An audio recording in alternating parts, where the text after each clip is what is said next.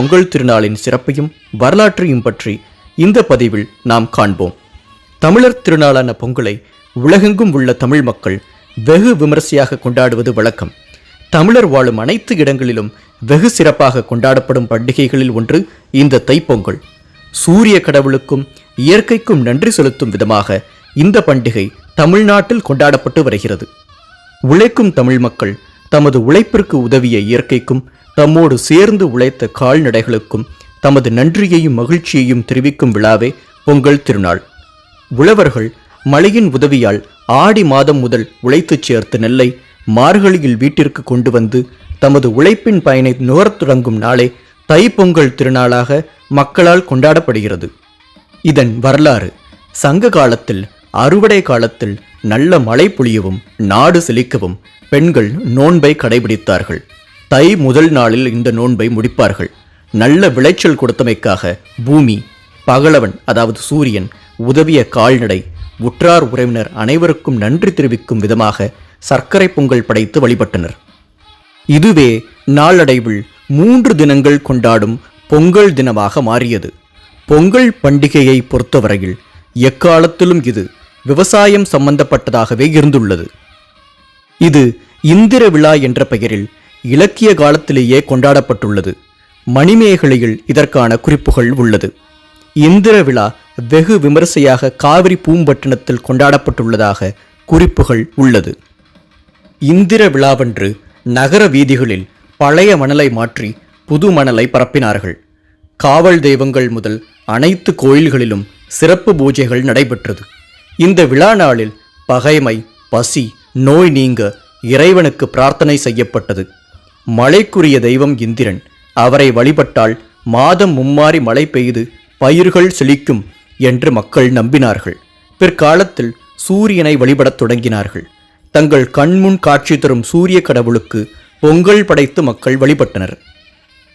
பொதுவாக பொங்கல் அன்று அறுவடை முடிந்து பெற்ற புத்தரிசி, கரும்பு, மஞ்சள், பனங்கிழங்கு, நம்முடைய கொடிவழி காய்கறிகள், குறிப்பாக அவரை, புடலை, கத்திரி, வாழை, சர்க்கரை வள்ளிக்கிழங்கு, கருணைக்கிழங்கு போன்றவையே படையலாக வைக்கப்படும்.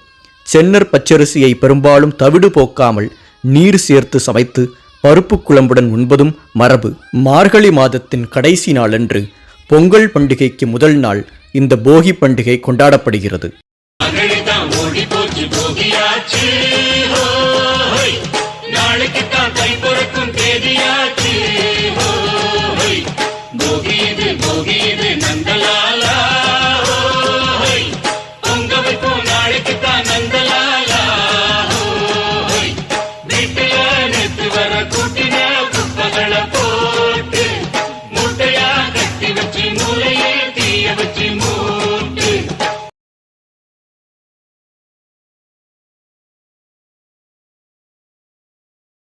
பழையன கழிதலும் புதியன புகுதலுமே போகி பண்டிகையாகும். பழைய பொருட்களையும் உபயோகமற்ற பொருட்களையும் தூக்கி எறியும் வழக்கம் உள்ளது. வீட்டில் உள்ள பொருட்களை மட்டுமல்ல, நம் மனதில் இருக்கும் தேவையற்ற எண்ணங்களையும் தீய எண்ணங்களையும் விட்டொழிப்பதற்காக இந்த பண்டிகை கொண்டாடப்படுகிறது. தைபோரக்கும் நாளை விடியும் நல்ல வேளை, பொங்கப்பாலு வெள்ளம் போல பாயலாம், அச்சு வெள்ளம் பச்சரிசி வெட்டி வச்ச செங்கரும்பு அத்தனையும் தித்திக்கிற நாள்தான். தை மாதத்தின் முதல் நாள் பொங்கல் கொண்டாடப்படுகிறது. இந்த பண்டிகைக்கு முதல் நாள் புது பானை, புது ஆடை வாங்குவார்கள். வீட்டின் வாசலில் பொங்கல் கோலம் போடுவார்கள். வீட்டின் முன் புது அடுப்பு வைத்து புது பானையில் புது அரிசியிட்டு முற்றத்தில் பொங்கல் வைப்பார்கள். புதிய பானைக்கு புதிய மஞ்சளை காப்பாக அணிவர். பொங்கலுக்கு புதிய கரும்பு, புதிய காய்கறிகள் என அனைத்தையும் புதியவைகளாகவே பயன்படுத்துவார்கள். பானையில் மஞ்சள் குங்குமம் வைத்து பொங்கவிட ஆரம்பிப்பார்கள். பொங்கல் பொங்கி வரும்போது குடும்பத்தில் உள்ள அனைவரும் பொங்கலோ பொங்கல் என்று கூச்சலிட்டு வரவேற்பார்கள். பொங்கல் பொங்கியதும் அதை சூரிய தேவனுக்கும் கால்நடைக்கும் படைத்துவிட்டு பின்பு உண்பார்கள்.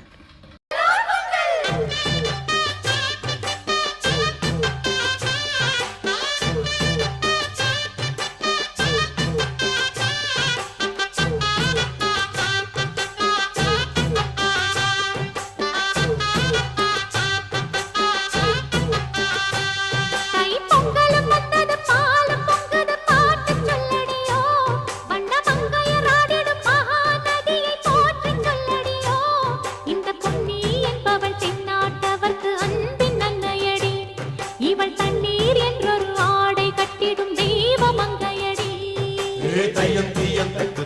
தக்கு ஹே தையம் தீயம் தக்கு சீயம் தக்கு ஹே தையம் தீயம் தக்கு சீயம் தக்கு ஹே தையம் தீயம் தக்கு சீயம் தக்கு தை பொங்கலும் வந்தது பாலும் பொங்குது பாட்டு சொல்லடியோ வண்ண மங்கையர் ஆடிடும் மகா நதியில் போற்றி சொல்லடியோ. தைப்பொங்கலுக்கு அடுத்த நாள் கொண்டாடப்படுவது மாட்டுப்பொங்கல். இது பட்டிப் பொங்கல் அல்லது கன்று பொங்கல் எனவும் அழைக்கப்படுகிறது. கால்நடைகளுக்கு நன்றி தெரிவிக்கும் விதமாக இந்த விழா கொண்டாடப்படுகிறது. மாட்டுப் பொங்கல் அன்று மாட்டுத் தொழுவம் மற்றும் கால்நடைகளை சுத்தம் செய்து அதன் கொம்புகளில் மஞ்சள் குங்குமம் பொட்டு வைத்து மாலை அணிவித்து தொழுவத்திலே பொங்கல் செய்து வழிபடுவார்கள். தமிழர்களின் பாரம்பரிய விளையாட்டான ஜல்லிக்கட்டு மாடு பொங்கல் அன்று கொண்டாடப்படுகிறது. மண்ணுல விதைக்க மாட்டையே நம்பி நிப்போம், தெய்வமா அத தொழுது நெத்தியில பொட்டு வைப்போம். ஏரோட்டம் ஆடிருந்தா இழையே இல்லையடா, நாடாண்ட ராசனுக்கும் மாடுதான் செல்வமடா. மாமதுர சீமையில மறி கொழுந்து வாசம், மன்னாதி மன்னர் குலம் மறையாத பாசம். பகச்சா வாழடுக்கும் பசிச்சா சோ. அடுத்த நாள் காணும் பொங்கல் கொண்டாடப்படுகிறது. இந்த பொங்கலை கன்னிப் பொங்கல் என்றும் அழைக்கிறார்கள். இது பெண்களுக்கான பண்டிகையாகும். காணும் பொங்கல் அன்று மக்கள் அனைவரும் தங்கள் உற்றார் உறவினரை சென்று சந்தித்து தங்கள் அன்பையும் உணவுப் பொருட்களையும் பகிர்ந்து கொள்கின்றனர். பண்டிகை என்று பல போட்டிகள் ஒவ்வொரு ஊர்களிலும் நடக்கும். கோலப்போட்டி, உரியடித்தல், மரம் ஏறுதல் போன்ற போட்டிகள் இருக்கும். 4 நாட்களும் மக்கள் அனைவரும் மிகவும் மகிழ்ச்சியாக இருப்பார்கள். இந்த பொங்கல் பண்டிகை மூலம் நமது மூதாதையர்கள் நமக்கு சில முக்கியமான விஷயங்களை சொல்லித் தருகிறார்கள். வாழ்க்கையின் வெற்றிக்கு மிக முக்கியமாக தேவைப்படும் இந்த விஷயங்களை இந்த பண்டிகையின் மூலம் நாம் உணர வேண்டும். போகி பண்டிகையின் சாராம்சம் பழையன கழிதலும் புதியன புகுதலும். நம்மிடம் இருக்கக்கூடிய பொறாமை, வன்மம், காழ்ப்பு, பழைய பகைமை ஆகிய அத்தனை தீய எண்ணங்களையும் நாம் எரித்துவிட வேண்டும்.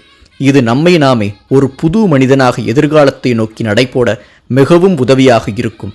இதுதான் இந்த போகித் திருநாளின் ஒளிந்திருக்கும் ஒரு ஆழ்ந்த அர்த்தம். 2வது, நம்பிக்கை. தை பிறந்தால் வழி பிறக்கும்.